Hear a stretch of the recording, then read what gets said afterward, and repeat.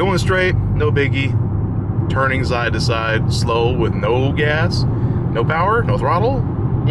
Bad idea. There's the, I bet you that's clutch material. Yeah.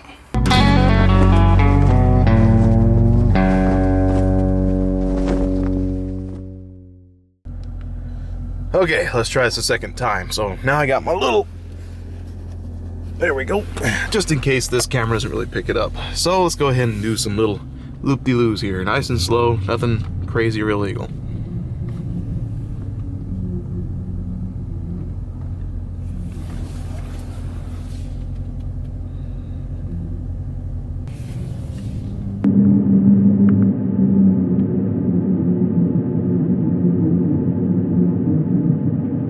Yep, and there it is. So hopefully you guys picked that up in one of these microphones. So there's apparently supposed to be clutches in the limited slip differential, and that's what's making that noise. And apparently there's no replacement parts for any differentials of those differentials. I checked with ZF. Okay, yeah, you'd have to go to Chrysler for that. The support is through them. And nope, they said there was nothing. I even called Chrysler, and they said, what are they saying? Like they're not able to see the part at all? Can we just look up the part, please? I mean, we could ask a ton of questions. Right. I'm asking you just to look this part up. Right. I definitely understand that. And the reason why I'm asking you these questions is because if you're trying to get parts, the only way that you're able to get it is if you order it yourself through Mopar.com, or the dealership can order it for you. I see. So at the beginning, could have told me at the beginning you can't give me any information on parts, correct? isn't that fun? Needless to say, I was quite, I mean, I'm not going to sugarcoat it. I'm pissed off.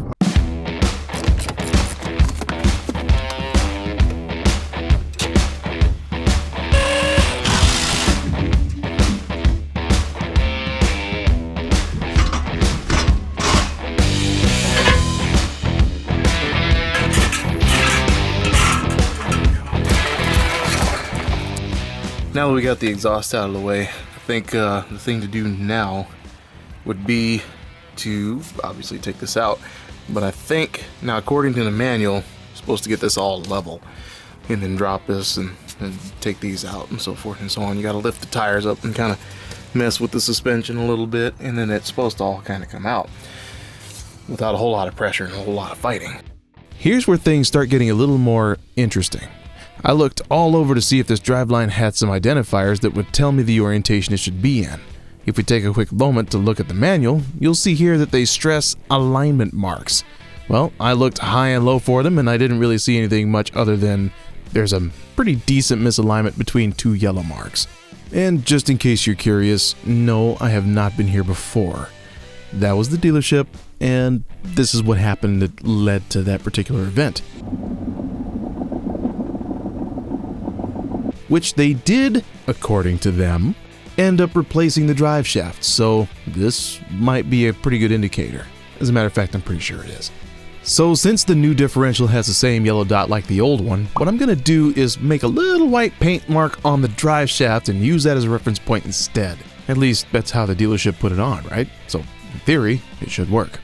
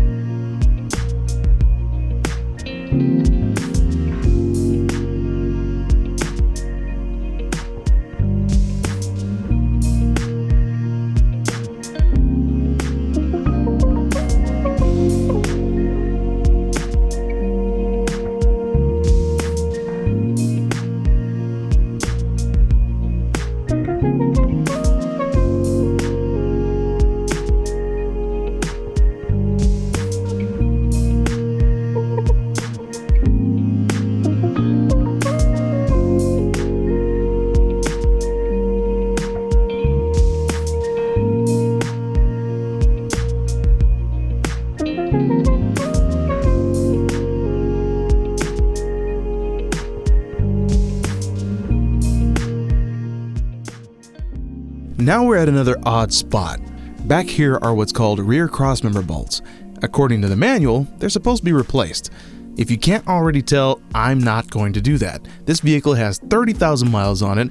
I don't drive it in salt. The bolts look like they're almost an inch thick, and in order to replace them, you have to drop this crossmember, and quite frankly, with so few miles, I don't see much point in it. Now, that's not to say you don't have to do it. Your mileage may vary, and this is not me saying don't do it. Quick disclaimer, that's all. If you need to do it, do it. If not, don't. Only you can be the judge of that. And one more thing is, I don't have a torque wrench this small, so maybe they invented something I haven't heard of, but I couldn't torque them this big, and I'm not saying you shouldn't. Just do the best you can. We're getting close to the finish line here, and these drive shaft bolts are another interesting part of this project. So according to the manual, you're not supposed to reuse them, but if you're going to, you need to take off that green tape and put on their thread locker or equivalent. So we're going to use some blue Loctite. Simple enough. Now it's just a matter of torquing everything down to spec. Well, I got these cleaned off as best I could. I think I did a pretty good job. And giving the drive shaft bolts the good old star pattern torque sequence.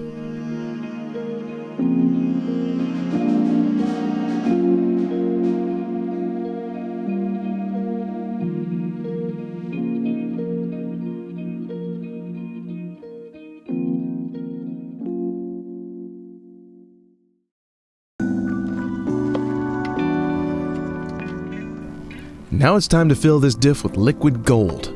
And I'm actually only half kidding.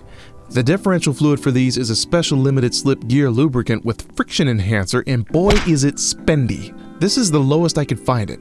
Check out Tacoma Dodge. Yep. What's that now? Maybe about a car payment? 2 tanks of gas, 2 or 3 tanks of gas, somewhere in there? It's pretty stupidly expensive. Just shop around if you can. Speaking of pricing, while I'm putting this exhaust back on, I'd really like to mention Summit Racing. They aren't a sponsor, but that's where the new diff came from. The shipping was fantastic, the core charge wasn't insane, and I've always had pretty good luck with them. So if you're in the market for one of these, I'd highly recommend checking out Summit Racing before you try picking up a new diff from the dealership. Just words of advice. Okay, so we're just out driving this thing around a little bit. Just get it out of 4-cylinder mode. And boy, is there a difference. I mean, just listen to that. No clunking. It's actually quieter, if you can believe that. All I hear is tires. So I'm gonna say this is fixed. But from what I've noticed online in the forums is a lot of people say, you know, drive it real smooth for 500 miles, which is fine. You know, don't take it above 60 or something like that. Get those in-town miles. But one of the things that really stood out to me was letting it going about 60 or around there for 15 or 20 minutes and let it cooling off completely. So like driving it just before you go to bed or something, you know, drive it 15, 20 minutes, freeway speeds, and then set it at home, let it cool, and then drive it around like grandma for 500 miles. So that's probably what we're gonna end up doing. But just for funsies, let's go back to where we were hearing the growling and see how it sounds. All right, yeah, I think we're in the same, we're in the same spot as we were last time. So let's go ahead and swing this around in this nice little cul-de-sac here, nice and sharp.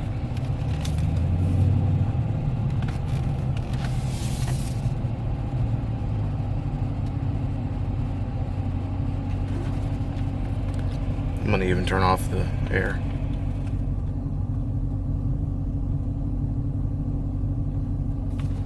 Nothing but tires.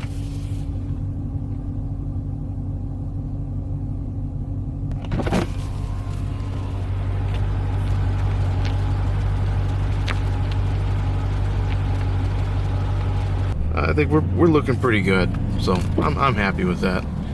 That's beautiful. I love when a plan comes together.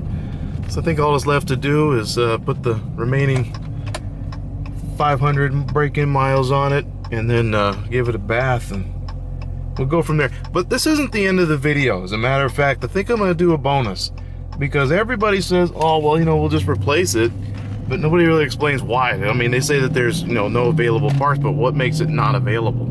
And so if you want to, you can stick around. I'm gonna take apart the old one before I send it back. I mean, I just want to see what's in it and see how it looks as opposed to other pumpkins. I was gonna say other axles, but they're not really axles. That's differentials. See how it differentiates from other differentials, and then that'll be the end of the video. So just a heads up there. So yeah, if you just wanted to watch the fix, well, you saw it. Now comes the teardown. I want to see what failed. So what we have here is 5/8 on these great big bolts, and then we have 12 millimeter. Yeah, 12 millimeter on these.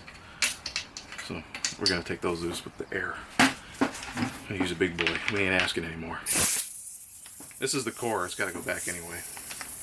And it's not. You know, that's another thing. That's not really even fair, because if this thing, let's just say the clutches, right, the limited slip clutches decide to give up after however many years, the only way to get a new one is to buy a new one. You can't have it fixed. That just doesn't. I don't like that. It's not fair. You can get parts for almost anything, except for this. It's almost like Chrysler had a goal in mind when they did that. So that, you know, you couldn't purchase the parts for it. You have to get it through them so they can make more money. And that's wrong. That should be illegal.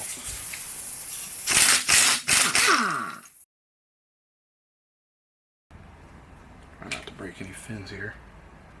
Oh, it's coming loose. There we go.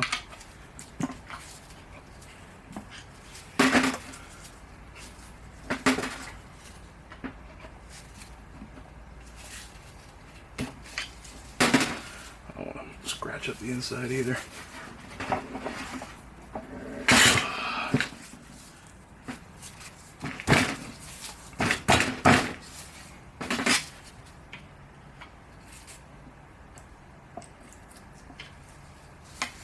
Being real gentle about doing that. Ooh. We have the lifeblood coming out. What is in you?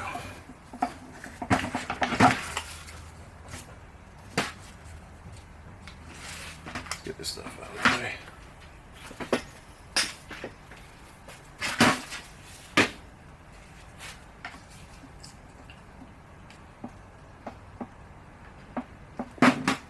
Oh wow, okay, so it does all kind of come apart in one piece. Alright. So we have a bearing. Okay. Take the other bearing out.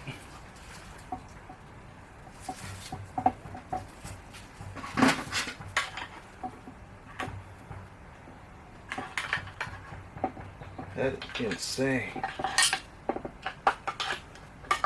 There we go. Alright. So that's what the inside looks like. There's the, I bet you that's clutch material. Yep. That's the LSD material, alright. There we go.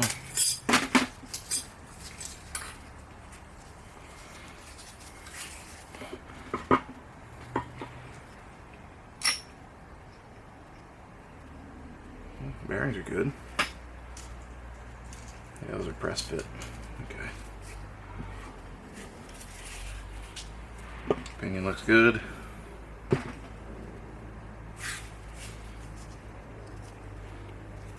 Runs pretty silent, actually. No play. That's good. Alright.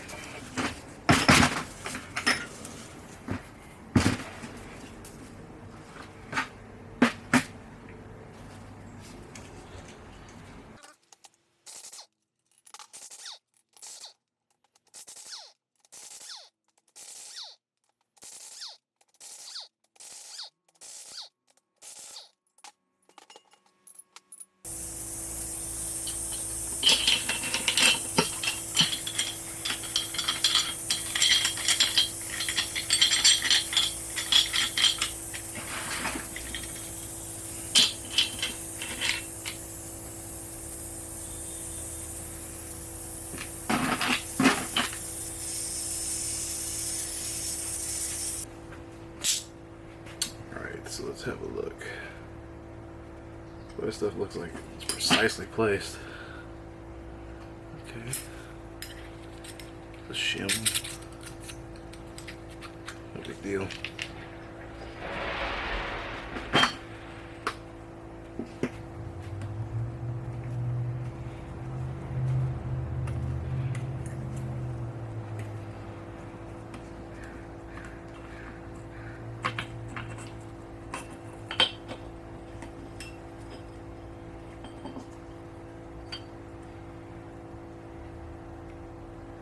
Man, it's pretty dirty in there, but let's see. I think this is going to be the limited slip clutch pack, which, yes, it is.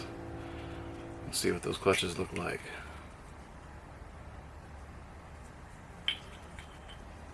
So I'm going to keep these all together in the exact way that I found them.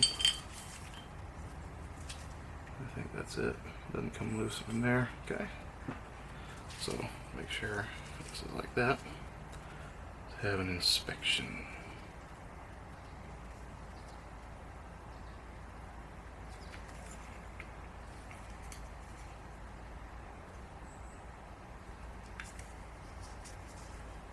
Not a heck of a lot there.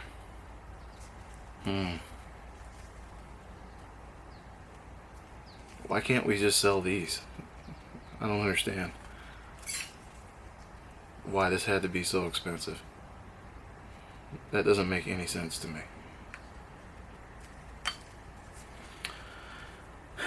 Wow. Ridiculous. Unnecessary and ridiculous. So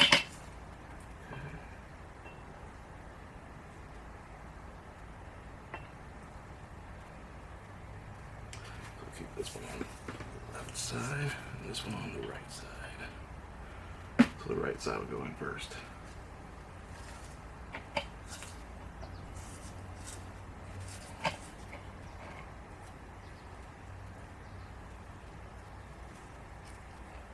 And we'll do this on the right side. The whole cage comes out.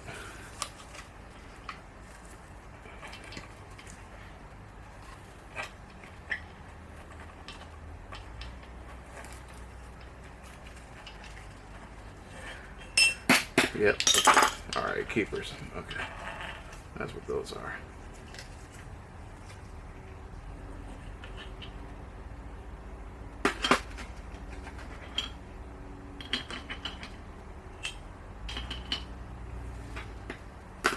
I'm just going to keep them in an orientation that I remember.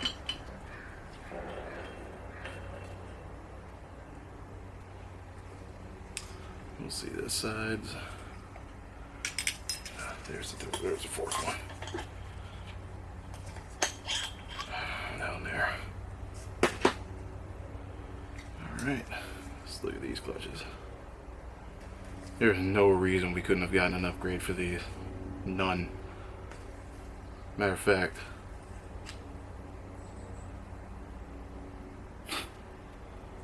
yeah, it looks like to me there's just not a lot of material there left. Like I said, I'm not a...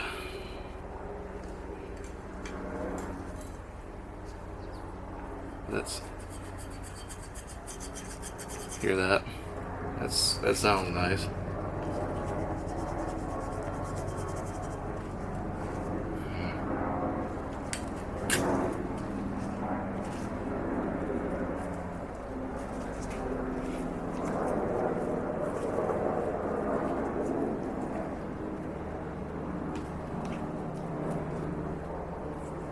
There's nothing else really down there. It's all empty. So, there we go. Well, it's time to wrap this thing up and send it on back so it can be reused and remanufactured and resold to you. So if you liked the video, I appreciate it. I'll see you next time. Take care and make sure you hit that like and subscribe button. I'd appreciate it. But I got it on my own. I've been working days and nights instead of staying in my zone.